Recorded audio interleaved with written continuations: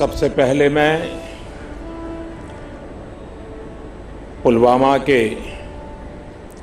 आतंकी हमले में शहीद जवानों को आदरपूर्वक श्रद्धांजलि अर्पित करता हूं। उन्होंने देश की सेवा करते हुए अपने प्राण न्योछावर किए हैं। दुख की इस घड़ी में मेरी और हर भारतीय की संवेदनाएं उनके परिवार के साथ है।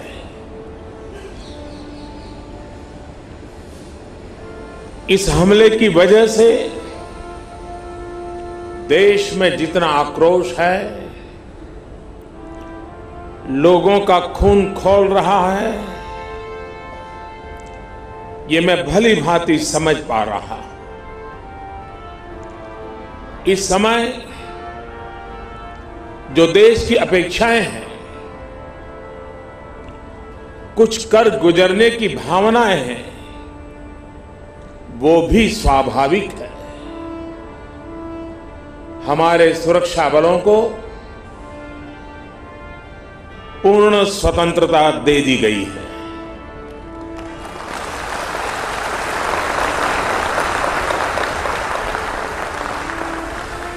हमें अपने सैनिकों के शौर्य पर,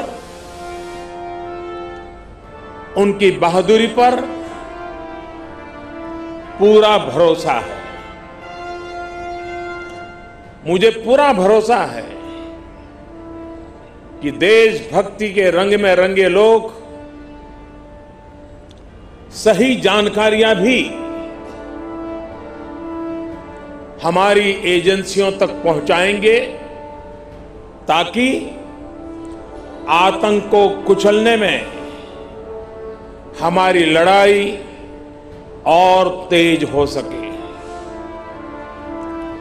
मैं आतंकी संगठनों को और उनके सरपरस्तों को कहना चाहता हूं कि वे बहुत बड़ी गलती कर चुके हैं। बहुत बड़ी कीमत उनको चुकानी पड़ेगी।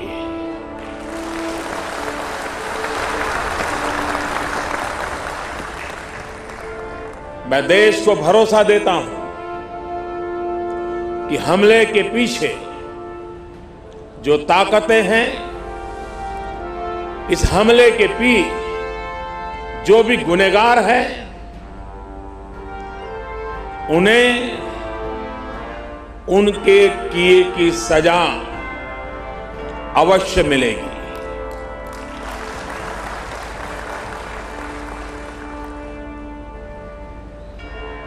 जो हमारी आलोचना कर रहे हैं, उनकी भावनाओं का भी मैं आदर करता हूं। उनकी भावनाओं को मैं भी समझ पाता हूं और आलोचना करने का उनका पूरा अधिकार भी है। लेकिन मेरा सभी साथियों से अनुरोध है कि ये वक्त बहुत ही संवेदनशील और भावुक पल है। पक्ष में या विपक्ष में, हम सब राजनीतिक छींटाकशी से दूर रहें। इस हमले का देश एकजुट होकर के मुकाबला कर रहा है। देश एक साथ है, देश का एक ही स्वर है और यही विश्व में सुनाई देना चाहिए, क्योंकि लड़ाई हम जीतने के लिए लड़ रहे हैं।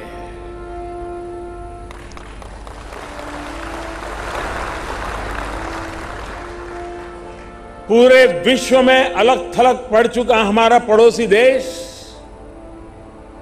अगर ये समझता है कि जिस तरह के कृत्य वो कर रहा है, जिस तरह की साजिश रच रहा है, उससे भारत में अस्थिरता पैदा करने में सफल हो जाएगा, तो वो ख्वाब हमेशा हमेशा के लिए छोड़ दे।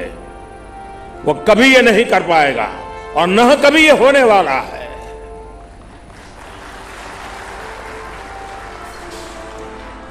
इस समय बड़ी आर्थिक बहाली के दौर से गुजर रहे हमारे पड़ोसी देश को यह भी लगता है वह ऐसी तबाही मचाकर भारत को बदहाल कर सकता है, उसके ये मंसूबे भी कभी पूरे होने वाले नहीं हैं।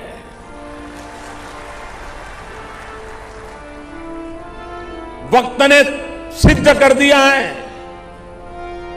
कि जिस रास्ते पर वो चले हैं वो तबाही देखते चले हैं, और हमने जो रास्ता अख्तियार किया है वो तरक्की करता चला जा रहा है।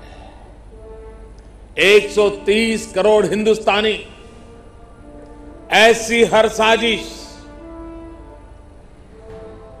ऐसे हर हमले का मुंह तोड़ जवाब देगा।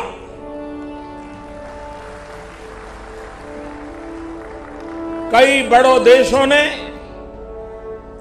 बहुत ही सख्त शब्दों में इस आतंकी हमले की निंदा की है और भारत के साथ खड़े होने की, भारत को समर्थन की भावना जताई है। मैं उन सभी देशों का आभारी हूं और सभी से आह्वान करता हूं कि आतंकवाद के खिलाफ सभी मानवतावादी शक्तियों को एक होकर के लड़ना ही होगा। मानवतावादी शक्तियों ने एक होकर के आतंकवाद को परास्त करना ही होगा। आतंक से लड़ने के लिए जब सभी देश एक मत, एक स्वर, एक दिशा से चलेंगे तो आतंकवाद कुछ पल से ज्यादा नहीं टिक सकता है। साथियों, पुलवामा हमले के बाद अभी मनस्थिति और माहौल दुख के साथ आक्रोश से भरा हुआ है। ऐसे हमलों का देश डटकर मुकाबला करेगा। यह देश रुकने वाला नहीं है। हमारे वीर शहीदों ने अपने प्राण की आहुति दी है और देश के लिए मर मिटने वाला हर शहीद दो सपनों के लिए जिंदगी लगाता है। पहला, देश की सुरक्षा, दूसरा, देश की समृद्धि। मैं सभी वीर शहीदों को, उनकी आत्मा को नमन करते हुए, उनके आशीर्वाद लेते हुए मैं फिर एक बार विश्वास जताता हूं कि जिन दो सपनों को लेकर के उन्होंने जीवन को आहूत किया है, उन सपनों को पूरा करने के लिए हम जीवन का पल पल खपा देंगे। समृद्धि के रास्ते को भी हम और अधिक गति दे करके, विकास के रास्ते को और अधिक ताकत दे करके हमारे इन वीर शहीदों की आत्मा को नमन करते हुए आगे बढ़ेंगे। पाकिस्तान को जवाब उसका खत्म कर देना चाहिए सर। इस बेटा को भी हम युद्ध में लड़ने के लिए भेज देंगे, इसको भी भारत माता की कोख में देने के लिए हम तैयार हैं, लेकिन पाकिस्तान को इतना धूल चटाना है कुछ 7 जन्म में एक बकरी का बच्चा तक पाकिस्तान में, मुर्दाबाद, एक बकरी का बच्चा तक पाकिस्तान में जिंदा नहीं रहना चाहिए।